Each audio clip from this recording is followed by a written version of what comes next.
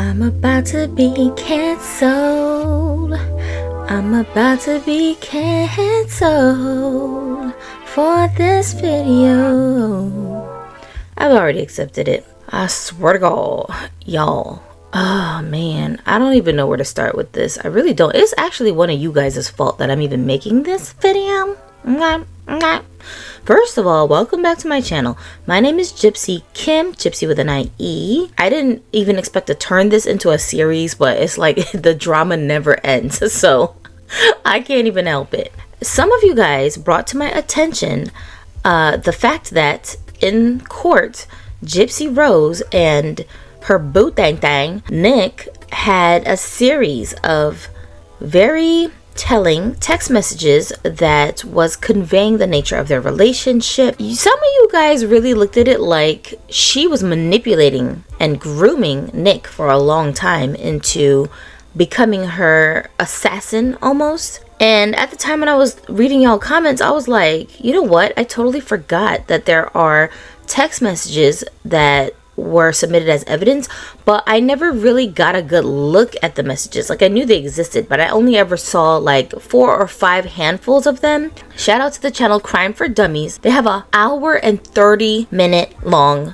full video that has like all of the text messages between Gypsy and Nick that were used in court. They are pretty telling, but maybe not in the way that you guys are gonna expect me to say.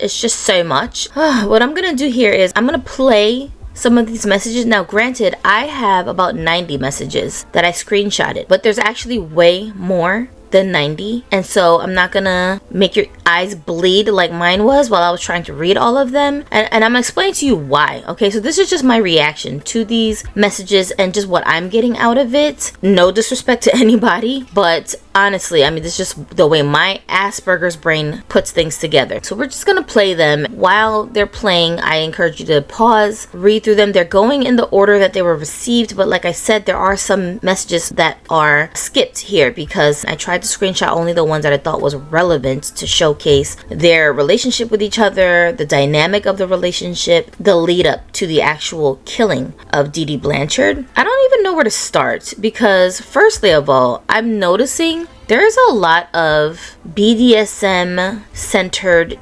behavior going on, and you're gonna see that Nick refers to himself as he, like he doesn't really refer to himself as himself. And you'll also notice this Ruby person that they refer to is Gypsy's so-called dark side that they're referring to as well. And we already know it's been established that Nick Godejohn has multiple personalities, okay? Whatever the actual dissociative disorder, I can't remember the exact wording, but I'll put it up on the screen for you guys.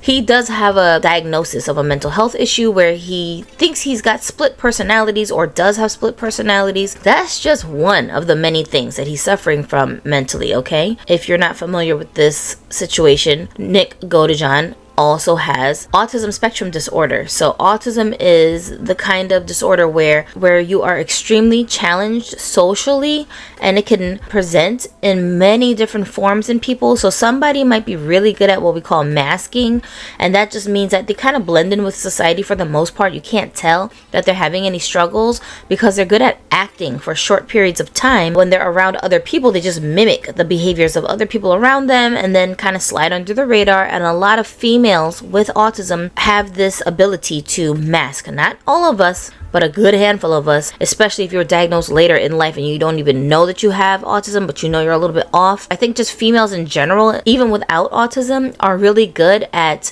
becoming social chameleons because that is our way of surviving our environment. Because women are not going to intimidate you physically or like overpower you physically. We don't really have the ability to do that, and even if we did, we don't really want to, so we'll do it psychologically, right? So that's kind of why I think a lot of females who have autism get diagnosed super late in life, because they've already mastered the art of masking just naturally. People don't notice anything is wrong, they just think we're quirky. So I can relate because I'm a late diagnosed autistic person myself.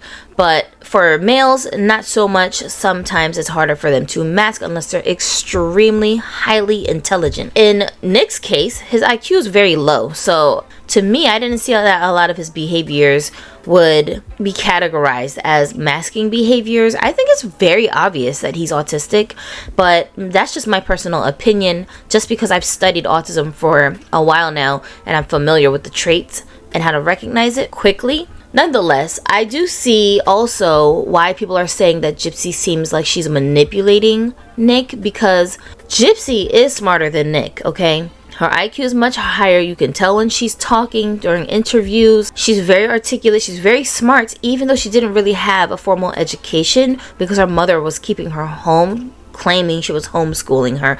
But if you think about it, her mother herself was extremely manipulative. She was a nursing student. It would behoove me to assume that this woman was very smart herself, so I wouldn't be surprised that her smarts passed down to her daughter, okay? At this stage in their conversations, they've already been discussing their murder plan, and you can tell because they talk in code. They're not saying exactly what they're talking about. Oftentimes Gypsy refers to talking to her online, so I don't know if them talking online was where they were more in detail talking about these things, because you can like Skype each other, you can video chat online, so whatever you talk about, unless you're recording the conversation, there's really no evidence of what you're talking about in writing or documentation. In between text messages, I think they get online and talk to each other, and a few times you'll see that Gypsy requests that he meet her online to talk. If you look up on the screen, you'll see that Gypsy's text messages are outlined in purple and it says Gypsy at the top of the screen. So those are the texts that she's sending. And then if you look at the texts that are outlined in like a grayish kind of a color with defendant written on the top, that's going to be Nick's text messages.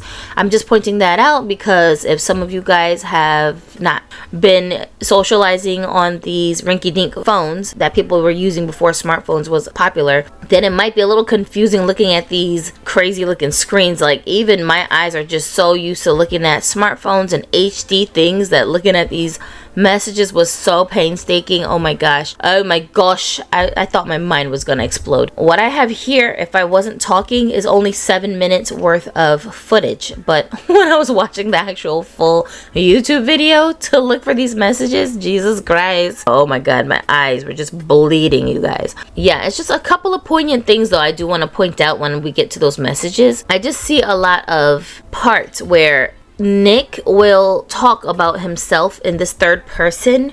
You know, he wants you to do this, he's like this and he's like that, and don't be scared of him. Gypsy just literally goes along with whatever he's talking about. At face value, this could look like he's manipulating her or that he has some control over her, but the reality of the situation is they are not around each other. They're not physically around each other, okay? They've only even met in person maybe a handful of times, if that, and they live in 2 different states. They don't have easy access to one another. At this point, Nick is only like a couple years older than her. There's not that huge of an age gap. He's autistic. He's got a lot of mental health issues. He lives at home with his parents. I highly doubt he had a job at the time, though I could be wrong about that. I didn't hear anything about it. This is not a man who is really having a whole lot of leverage over Gypsy Rose. Gypsy, on the other hand, has the leverage of her IQ. She's extremely smart, and she also has the leverage of years of being around her very manipulative mother, who she's been watching totally get away with whatever she feels like doing whenever she feels like doing it. Only Gypsy knows that her mother is acting.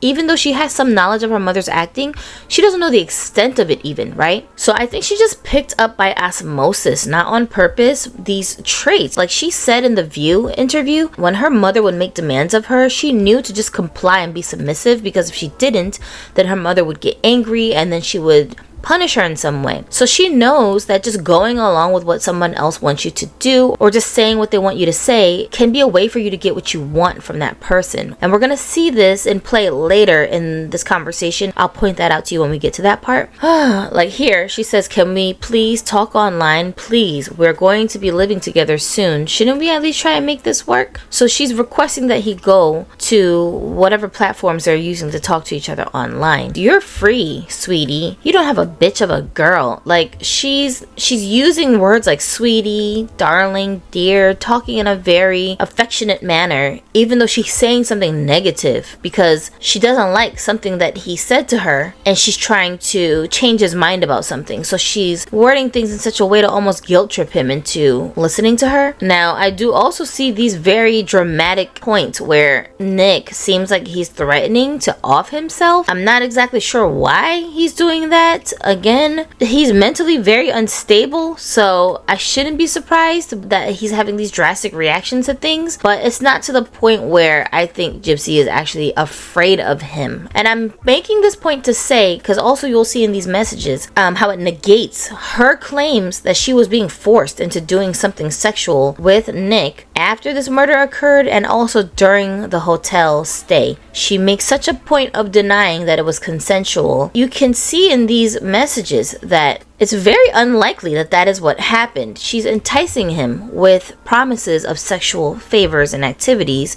to get him to agree to things that she wants him to do. It's very obvious by their language that at least he believes that he is in love with her. If what her friend, her neighbor, was saying is true, she was also bragging to her friend that she and Nick were going to go off and start their lives together, and that she had a whole plan about what they were going to do with each other. And a lot of this conversation that I'm seeing is them planning what they're going to do with each other once Gypsy acquires her freedom from her mom. I mean, I'm not trying to be funny, you guys. Seriously, this is just a little side note. Part of the reason why this conversation was so painstaking for me to read, because it's over a few days, okay? Y'all, is this what relationships look like from the inside for people who have like no personalities?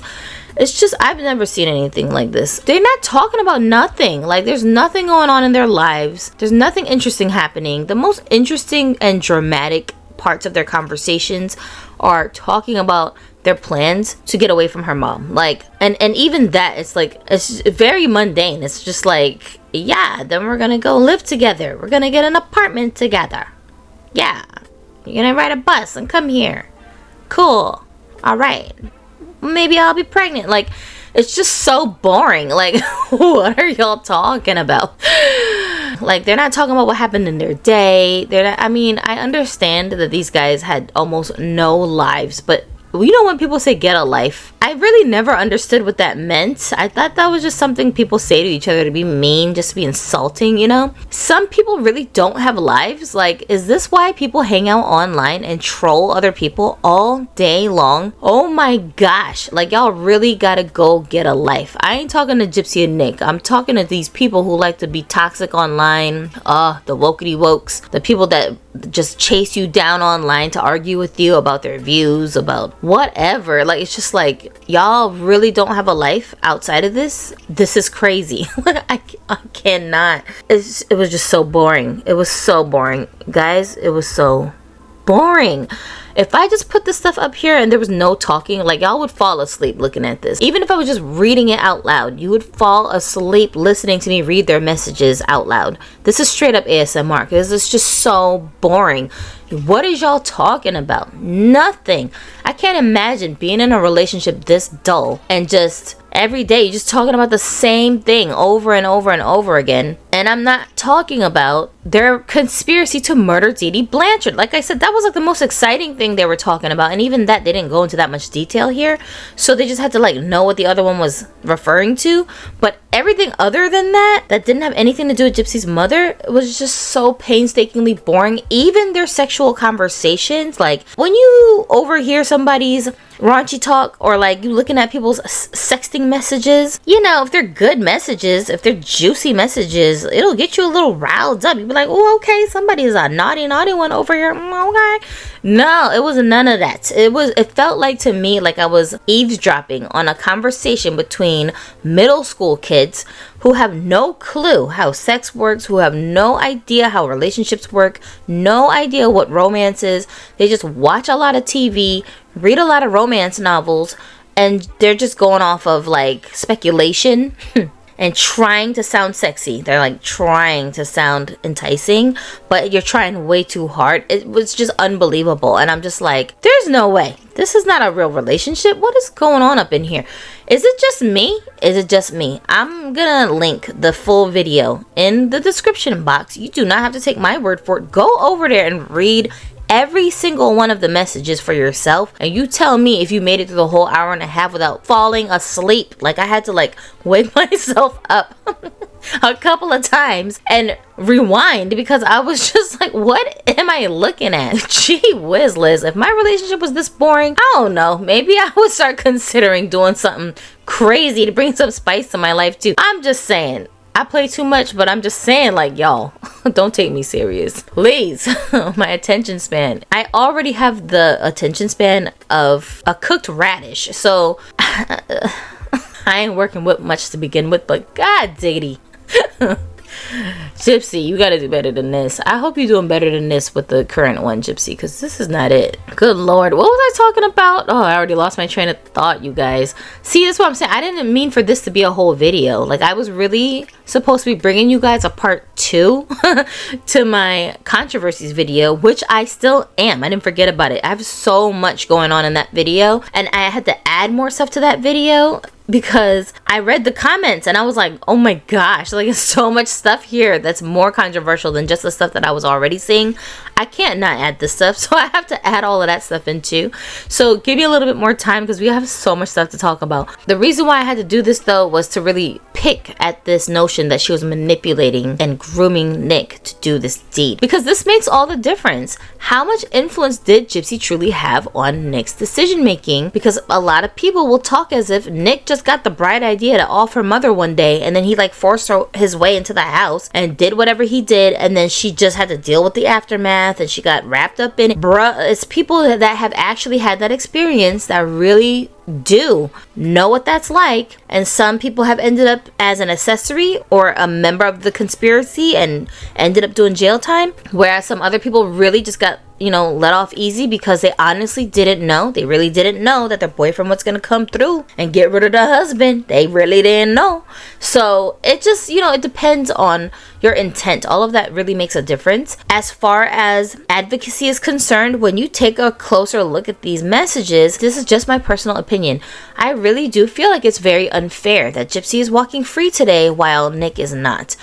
I'm not saying that Gypsy shouldn't be walking free. I'm not even saying that Gypsy should have got any time, to be honest. And I'm not saying she shouldn't have, okay? That's not what I'm saying. I'm not a jury, I'm not a judge, I'm not a lawyer, so I don't have the professional outlook on this situation. However, I am a person, I am a human, I am a community member. As just a regular person looking at this from a regular, everyday person's perspective, I'm allowed to have my own opinion about this. Based on what I do know about psychology, about manipulation, about abuse, I think all of this does play some role in the mindsets of the people that were involved. And therefore, if we're going to justify Gypsy walking free after only 8 years of prison time, though she did not physically commit the murder, we know that Nick was not so in control of everything that was going on as much as people are trying to make it seem like he was. And for that reason, I feel like it's not fair that this boy has life without the possibility of parole. Even life with the possibility of parole, I think, is a little bit more fair. But no chance of parole, I don't see him just doing something like this on his own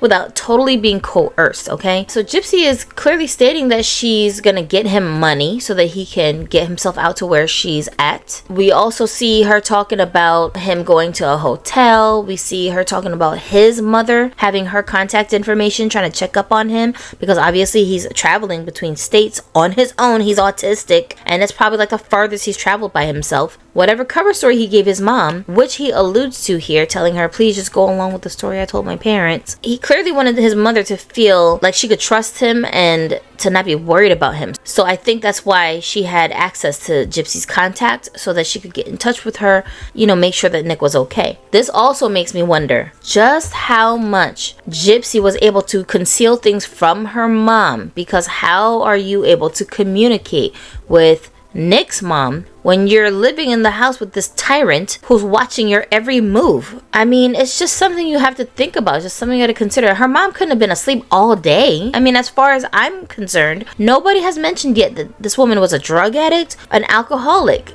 You could argue that maybe she was addicted to her prescription pills, and sometimes they have funny side effects. All day? I mean, I highly doubt it. What was Gypsy doing to allow herself to be able to sneak away to have these conversations or to talk to Nick's mom? I'm just wondering about these things. What do we not know? I don't know. I just thought that was kind of interesting. I didn't expect to see that. So here, Nick is asking her for advice. Should I still get the room tomorrow? And Gypsy says, well, we would have more money, so yes, hun. So she's saying, yeah, get the room because we're going to end up having more money. So she must have already had a plan in her mind of how she was going to get her hands on more money. And we know that before they fled, she raided her mother's cash stash and took the money that was in there, which was like around $4,000, and they went on the run with that. The fact that Nick is even asking her, should I do this? What was he going to do if she told him, no, don't get the room tomorrow? What was the plan? Obviously, she had some influence over him for him to be asking her straight up, what should I do? Let's continue. Even here, he's asking about sneaking her into his room. I think maybe I skipped over that message, but her response to that was something like, I'm not going to be forbidden from your room. So like Gypsy is more aware of how the world works, even though she's been cooped up in the house with her mother for all these years, than Nick, who is older than her, and he's been living with his parents for all of these years. He doesn't know that you can bring whoever you want into your hotel room, even though only you checked into the hotel. Why doesn't he know this? You understand what I'm saying? Who booked the room? Like, I don't know. It's just questions. I'm asking questions because if I was looking at this in a court and I was on the jury, these are the kinds of questions I would be asking. So here, Gypsy's asking, does he require just the gloves, spelled wrong, and knife? She's saying he because she's talking to Nick about his so-called dark side, okay? Because remember, he claimed that this bad side of him is what did the deed, not he himself. She's asking, like, does he just need gloves and a knife to off my mother? And he's saying that side of me expects duct tape too to muffle the sounds, right? Okay, and she's saying, yeah, we got it. Now, Gypsy thinks ahead and she says, I will pre-cut it. Why is she saying that? Why is she saying she's gonna pre-cut the duct tape? She really trying to be prepared. Bro, we ain't got time to be fumbling around with this tape, so I'm gonna have it already cut up for you. That's foresight. That's premeditation in my book. Does it really matter at the end of the day, you guys, if somebody does or doesn't plan a murder? I mean, I understand that this is almost like self-defense. We could argue that it was like self-defense for Gypsy. At the same time, if she was a battered wife who had went into this much planning with her boyfriend, these messages are over days, okay? It was all revealed in court, but I'm saying at this moment, just off of what we see here, we don't even know how long these conversations have been going on. There was plenty of time to come up with a different plan where her mother gets to live. Or let's even get really extreme. Let's say she really felt compelled to use some type of violence to get away from her mom. Why plan to literally kill her? What if you had just got Nick to beat her up? I know, that's horrible. That's horrible too. But what if you just scared the bejesus out of her, whooped her behind, and used that as your excuse to get away?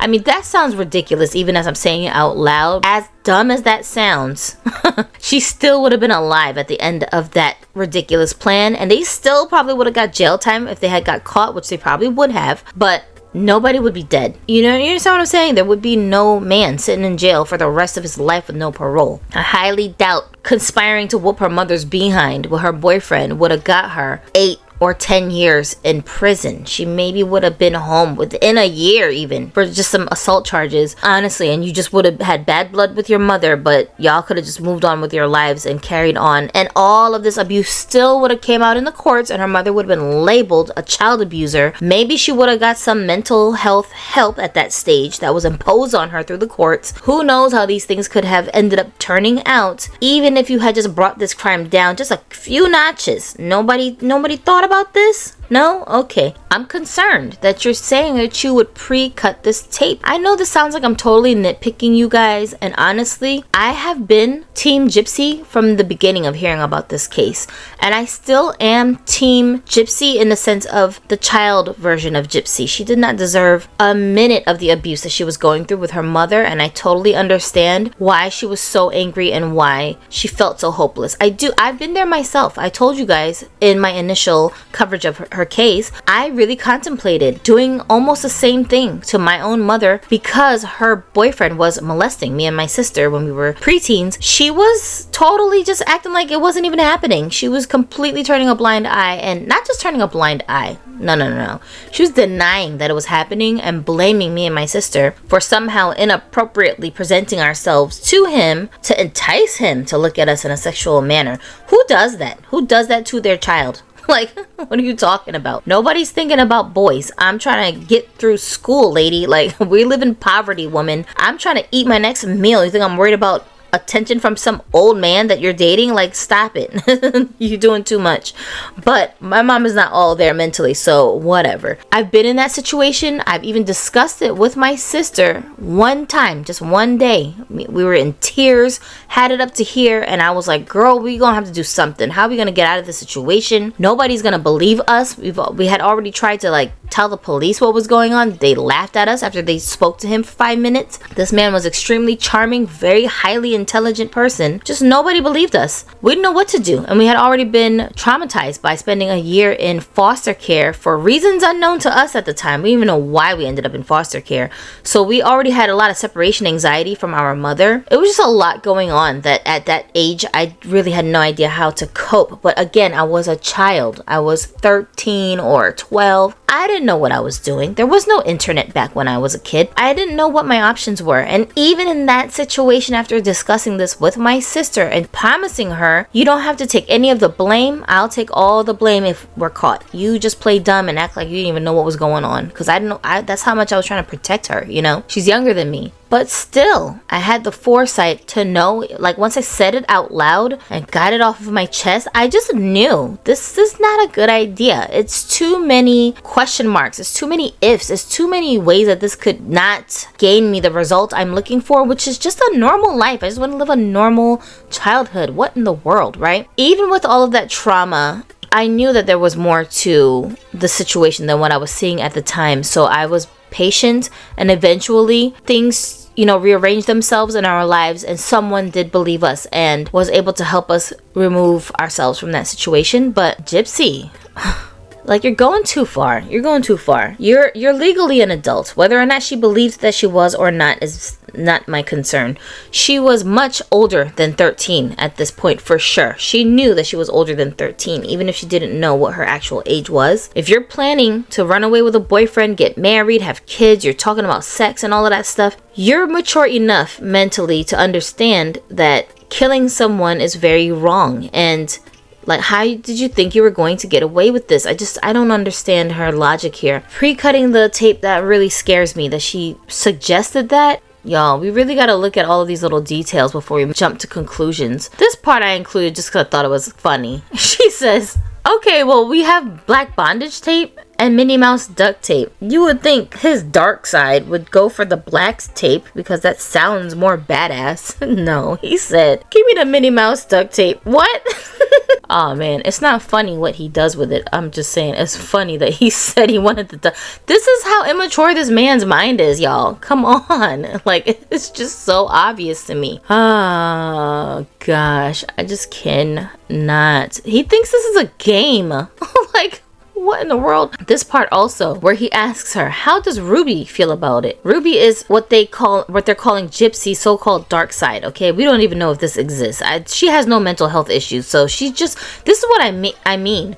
Ruby, Gypsy, you came up with that. You're coming up with these personas. You're trying to build rapport with this man, which is a psychological tactic that people sometimes use in order to be more manipulative. She learned this from somewhere. Where did she learn it from? Could it be her mom? She's telling him Ruby keeps her numb in order to cope and to survive. Ruby keeps her focused, okay? He knows how that feels, because he actually is dealing with this dissociation, I know I'm saying that wrong, situation himself. And Gypsy's telling him, for motivation's sake, bring your A game. This is life with me on the line. You could easily misread that to believe that she's saying her life is on the line. No, that's not what she's saying. You know, there's no punctuation here. I know it's hard to read these old-fashioned messages on this horrible screen, but what she's saying is, this is your life, Nick. Your life with me. The new life that you and I are planning to go and live together. That's on the line. So she's saying, if you don't do this, me and you can't be together. Do you see the manipulation here? If you don't see the manipulation, I feel like you're just being in denial. And I'm not saying that she didn't have a reason to be manipulative in her own mind, but I am saying she is being manipulative. She can be manipulative. And it's not just Gypsy, y'all. Don't get it twisted. I've been studying psychology for a long time, and I have come to grips with the reality that a lot of us women are manipulative. We can be manipulative, I should say. Not that we are, but almost all of us that are sane-minded and have some level of intelligence, when we need to be, we know how to be manipulative. You don't believe me? How many times have you cried your way out of a sticky situation? Think about that. You know you didn't really mean those tears. You know it was not that serious, but how many times have you had to do that before? How many times have you told a story about a relationship to make the other partner sound like he was a lot worse in his treatment of you than you were of him? How many girlfriends can you think of who have pulled a stunt like that? How many female coworkers have you seen use their sexuality, flirting her way through job interactions so that she would have a load lifted off of her? Just smiling and flirting with all the strong, tall guys at the job so she don't gotta lift them heavy boxes as much as you have to. So she don't have to sweep the floors because this guy will come in and save the day. So she don't have to deal with difficult customers. I've seen it so many times, you guys. So many times. It's not a bad thing. I'm not saying that this is bad, that women tend to be more manipulative than men. I'm just stating the reality that for women, we have to be more manipulative than men in some instances because we don't have the advantage physically that men have. It's a survival mechanism that I think God just gave to humans. You know, like a lion. There's certain things that the male lion can do that the female lion cannot necessarily do as well. They both have their strengths and weaknesses. The female lions do most of the hunting, y'all. It's not that the male lions can't do it, but they're big and bulky, so they can't run as fast. So if you watch like Animal Planet, you'll see that in a pride, the female lions are the ones that go chasing down the other animals that they're hunting to feed the rest of their pride of lions. The male lions, on the other hand, what's their job? To protect everybody. They're big and bulky for a reason. Their weight is substantial. Don't let a big old male lion crush you under his weight. You feel me? They can fight off predators. They can fight off other male lions that are coming through trying to take over the pride. That's the male lion's job. They don't have the same function in their communities. You understand what I'm saying? It's not good or bad that they have these abilities. It's just a fact. That's all. So we human beings are no different. Men have the advantage of their strength, even though they might be skinny and scrawny. If you put a skinny, scrawny man up against a woman of a similar size to him, he's probably going to overpower her, okay? Because just the way that their bodies are built, they built for that. But us women, we have the psychological advantage. So we can just cry like a little baby. And this big, strong man might just move on up off of us. You see what I'm saying? So I'm not saying that being manipulative is necessarily a bad thing.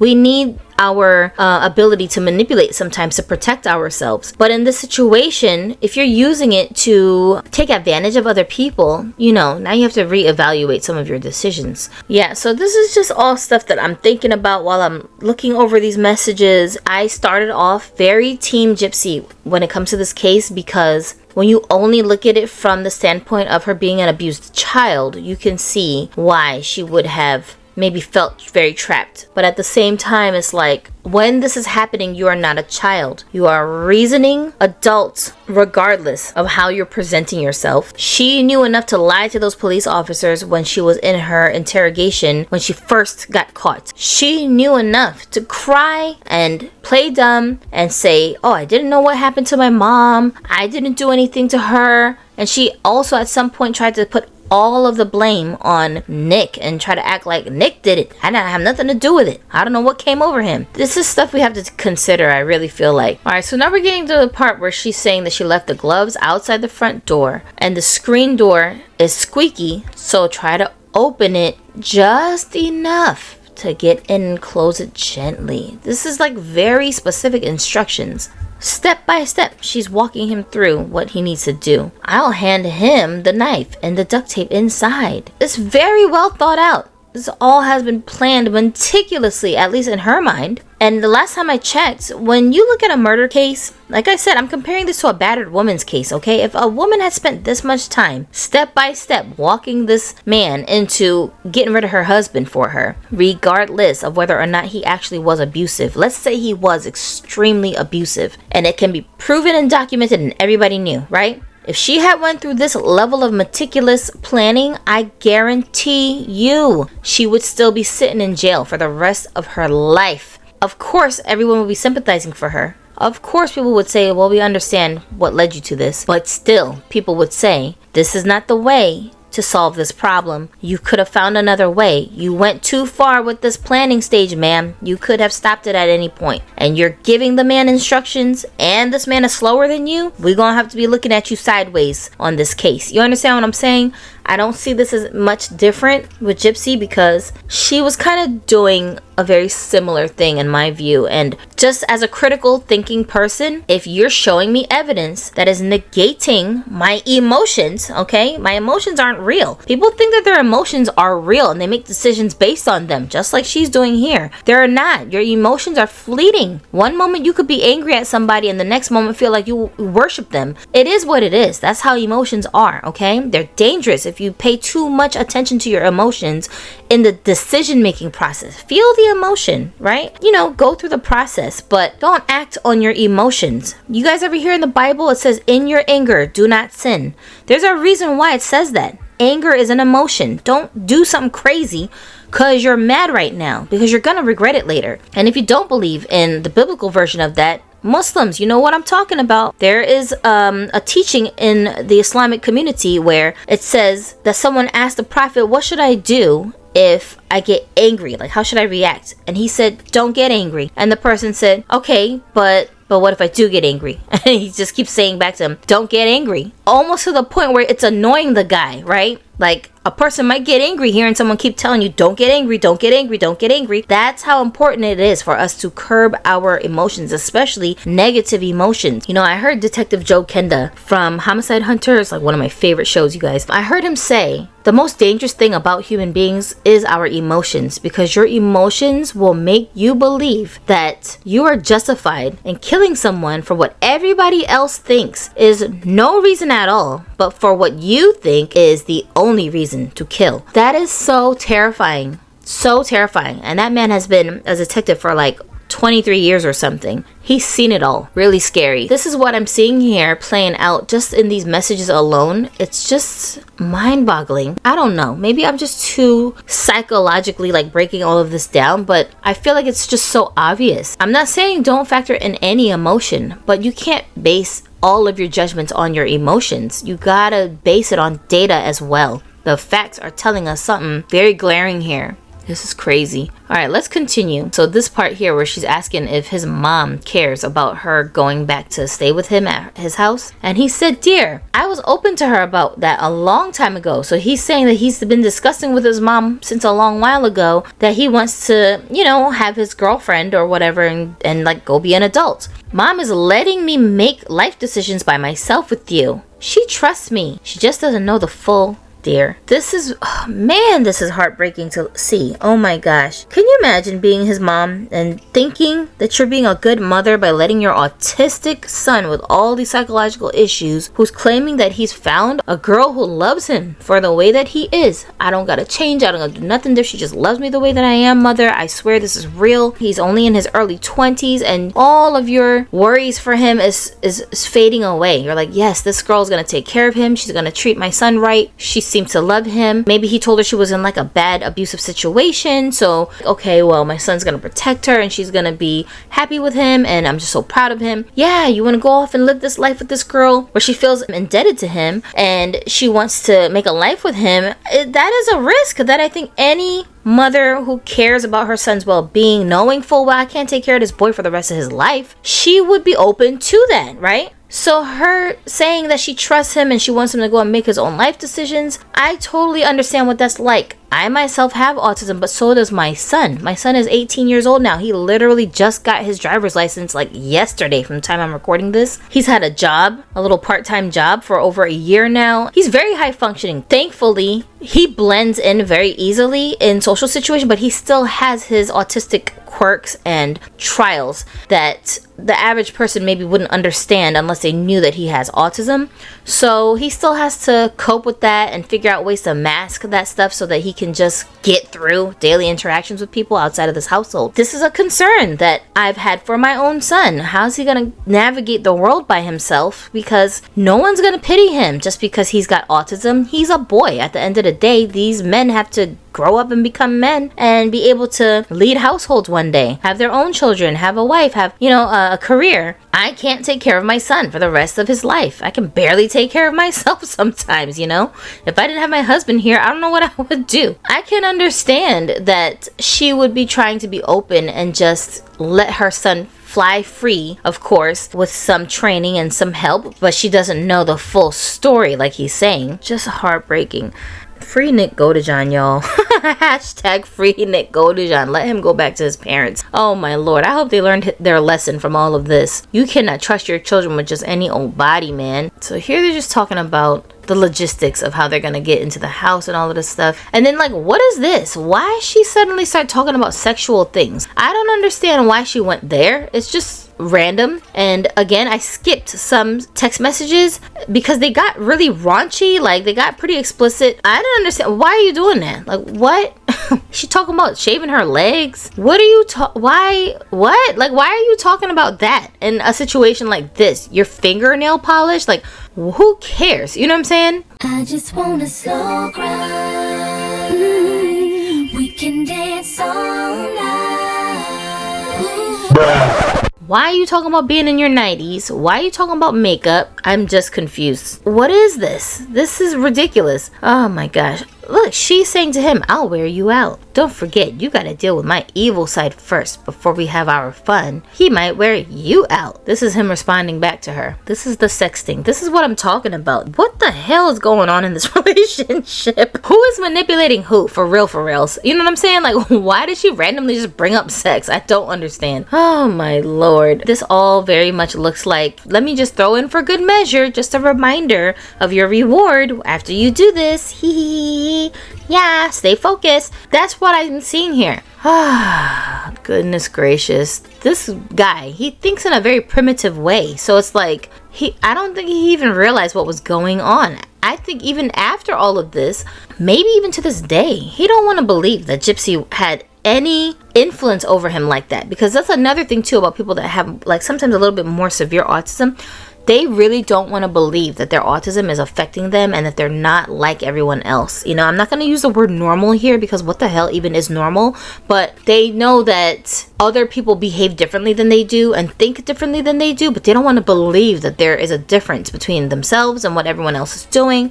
They want to believe that they are like everyone else. So when people are taking advantage of them because they are a little bit more gullible, they just don't want to believe it. Like my son, again, he's very intelligent, very logical thinker, but at the same time, he's extremely sweet, nice. He loves to help other people. He just loves to be very helpful. Since he was a child, he was like that.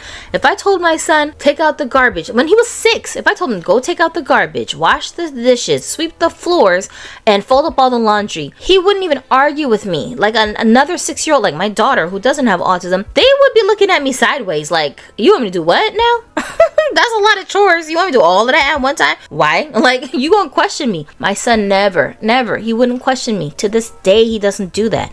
If you really wanted to, you could take advantage of someone like him, because in the name of trying to be helpful, he might do some things that will make you be like, that's some simpy behavior, sir. Like, what are you doing? Why are you doing that? Oh, because you're my friend. Oh, because I like you. Oh, because you're my neighbor. My son sees like women outside in our complex carrying bags to their cars or to their apartments. He'll stop playing his video game to go run outside to ask if they need some help. That's just his personality. You know what I'm saying? And I love that about autistic people, is that they always try to see the good in other people. A lot of them, they don't want to believe that people will try to take advantage of them because they're not trying to take advantage of anyone else. But that doesn't mean that it doesn't happen just because you don't want to believe it's true. Ah, goodness gracious, why? Now here, she says, you know, if you want to wait for sex, we have all day tomorrow, just so you know. This is, again, part of that manipulation. So you bring up the sex, you're enticing him, telling him about all this sexy stuff you're doing to yourself while he's on his way over to kill your mother, but also reminding him, oh, by the way, it doesn't have to be tonight. We could still do something tomorrow. What is this? Yeah, a lot of the stuff that we're seeing now is like a lot of this so-called sexy talk and being affectionate and trying to stay focused on the task at hand. Now here I see her saying, if it doesn't go right, run out of the house as fast as you can. If it doesn't go right, now we talking about if it doesn't go right? Okay. It's like, what in the world? Lord, why? Now I also caught where he said his hatred of her will cause her to die. Nick is saying that his dark side hates Deedee so much that he's not gonna leave until the deed is done. The fact that he's using this word hatred of her, like he don't even know her. You understand what I'm saying? He don't know Deedee. The only thing he knows about Deedee is what he's heard from Gypsy. So you're basing this huge, monumental, life-changing action of taking someone's life solely based on what your girlfriend is telling you about her mom. Guys, we've seen this before. If you know anything about true crime, a lot of the people who listen to me talking about Gypsy Rose here, they're not true crime junkies.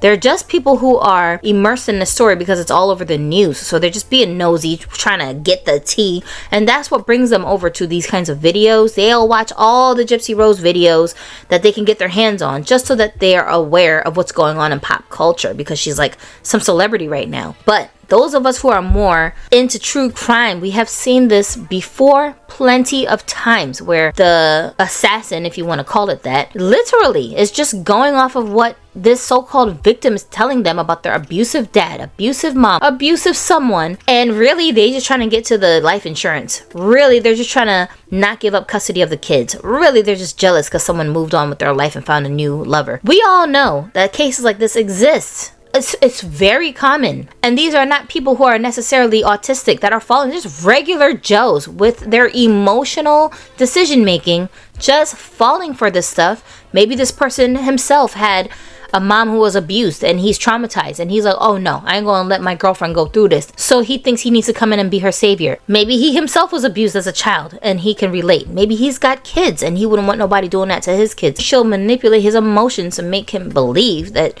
she's in such dire straits that I need you to kill someone. I'm not condoning abuse. I'm not saying that you weren't really abused. I'm just saying using your abuse or your situation to manipulate someone else to do something like this. Like, Gypsy, you right in the house with her. You got the knife, you got the duct tape, you got all of that. You just do it. How come you don't just do it since it's so life and death? Why are you going through all of this trouble to bring this man out from a whole different state over many days to talk him into this notion that this is a good idea? I don't care that he brought it up first, because people will say, well, he brought it up. He may have brought it up, but so what? So what? That's why it's called free will. We all have it. He may have brought it up. He's not that smart.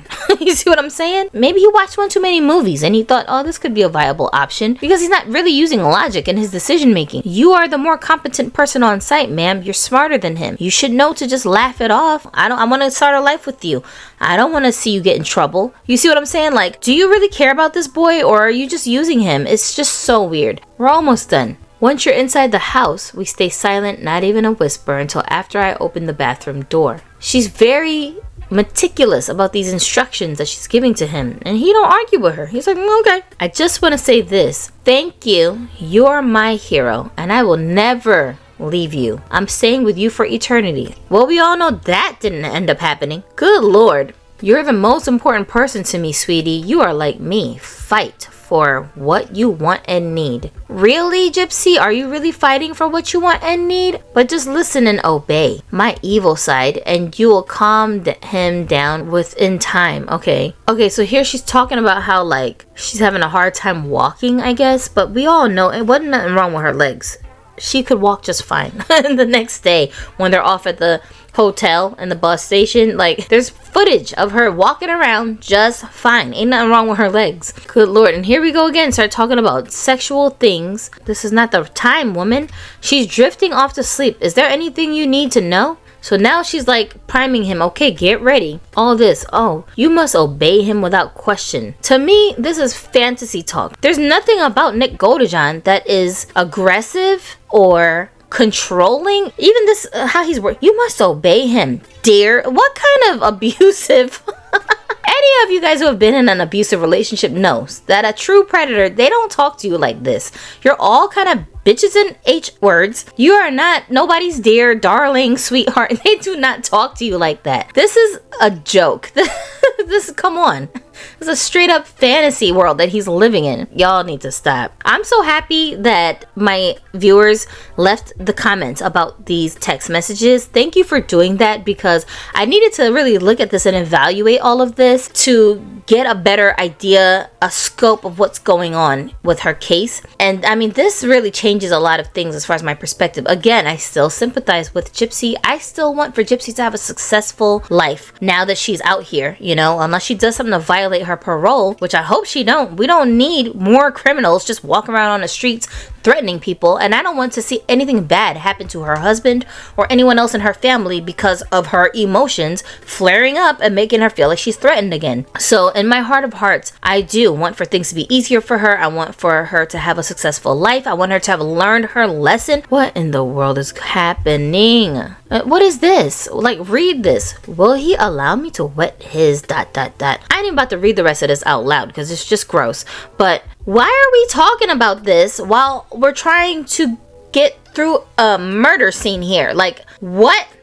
And then you telling the cops, he forced me. Are you nuts? Who is gonna believe this? What is you talking about? It's ridiculous. Okay, look at this. Not that I can think of, dear, except you're letting him in the front, darling. This is Nick asking her. Okay, this is predatorial Nick calling her darling, talking about what she's gonna let him do. Then Gypsy says, at the motel we can go slow, and you may not need to put on the gloves. We will sink it so it's never found. And she's already talking about covering up the crime, getting rid of the gloves. And then he's saying, dear. When he R-words, he takes all parts of the body, so he'll most likely do anal to you. He's still gonna put the gloves on, dear. They just keep switching nonchalantly between talking about sex and talking about killing her mom. Like, it's just so asinine. Oh my gosh, is this a serious situation or what? Will he put at least saliva so that I don't get traumatized? Girl, first of all, don't nobody who's gonna R-word you give you all these warnings and you having all these conversations about stipulations.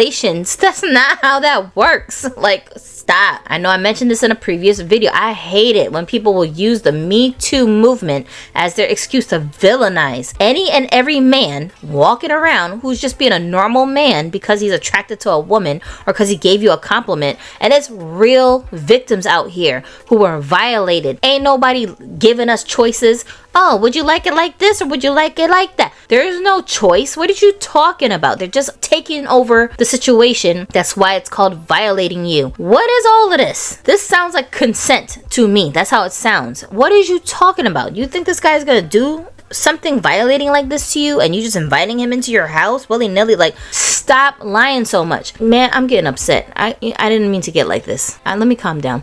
Remember to take my words to heart, dear. Just listen and obey him without question and he won't traumatize you. But if you aren't a good girl, he will then do it. It just depends on how well you listen to him, dear. I'll listen to him, darling. Like, y'all playing too much. I'm forever yours, forevermore. Like, what is this, a fairy tale?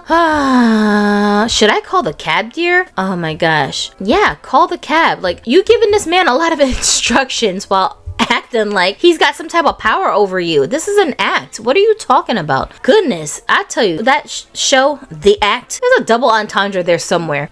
This is just ridiculous. I just can't. See you soon. By the way, the gloves are blue. How long must I hold my ears? What? How long must you hold your ears? I cannot.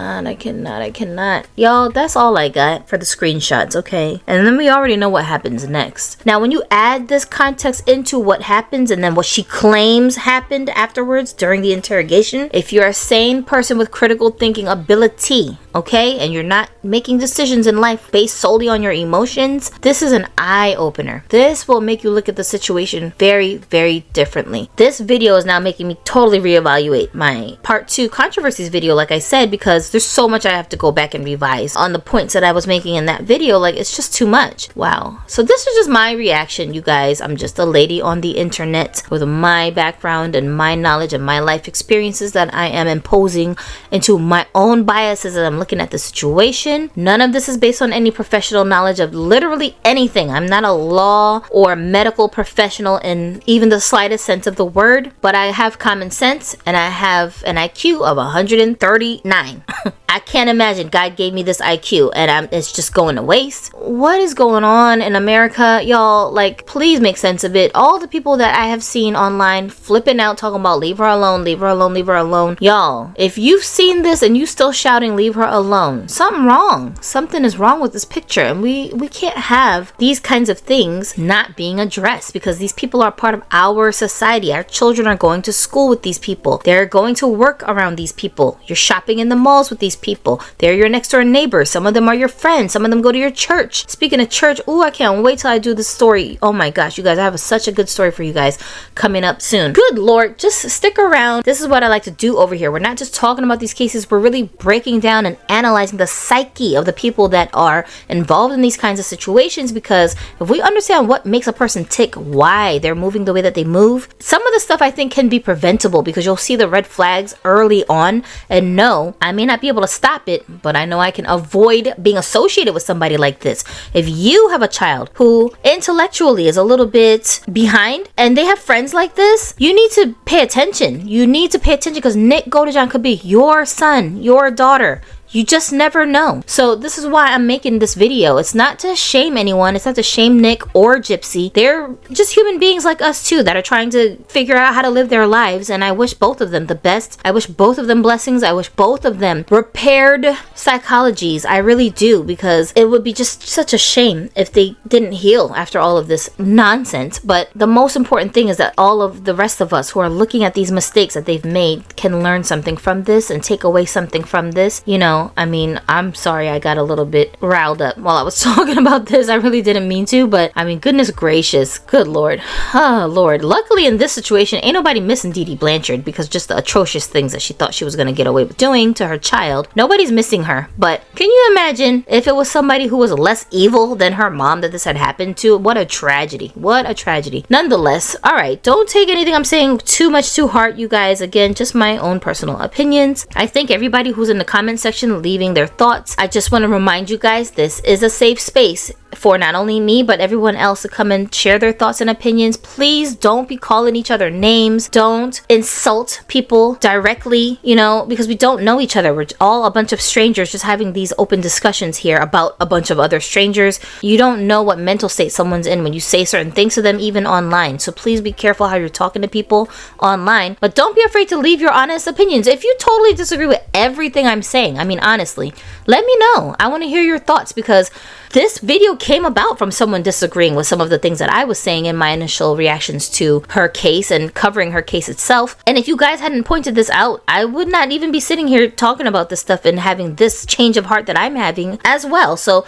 it's very important for us to be able to have open discussions about things, because that's how we become more enlightened. All right, well, thank you so much for watching thus far. I really appreciate you guys' viewership. My channel is brand spanking new. So thank you guys for taking interest in my content and subscribing. I did not expect for my channel to grow this much so fast. Please, I hope you'll go and watch some of the other videos that are on this channel. My series Tragic Turns is still in the working, and that one is basically us talking about all various dark stories that aren't necessarily related to a specific crime, but it's just like bad things that happened to people and what led up to it, and breaking down their psychologies and like different situations that you might find yourself in, that anybody could find themselves in, that I felt it was necessary for us to have some awareness about. So I hope you guys will go and watch that series. I'll link that as well in the description, and if you wait till the end of this video, there will be some video suggestions popping up for you to just click on if you want to get to another video quickly. All right, my name is Gypsy Kim. I hope you make it back for the next video. Stay safe.